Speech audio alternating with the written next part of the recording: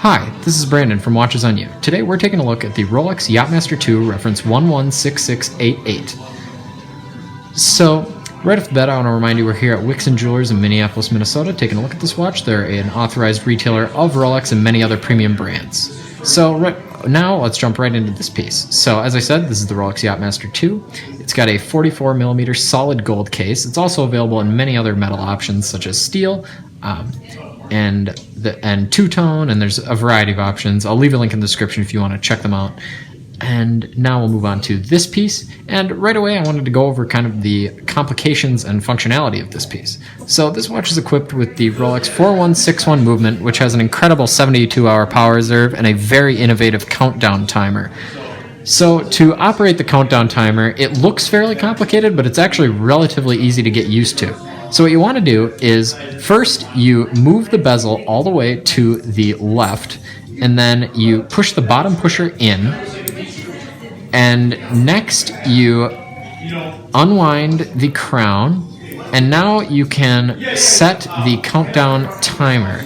So as you see, that's that red hand right there, and it's skipping around, so I'll set it to 10 minutes, the full 10-minute position, and that's used for regatta timing, where a 10-minute timer is necessary. So then now to put it back in the chronograph functionality mode, you turn the bezel all the way to its initial position, and that button right here pops out automatically when you do that. So now you can operate this chronograph just as a standard flyback chronograph, where you push the top pusher, and that starts it, and I'll stop that, and then you can reset normally with the bottom pusher, or you can push the top pusher, keep it running, and then reset it like a flyback, and it'll keep resetting to 0. This is possibly the most robust flyback movement that I've ever seen. I've never heard any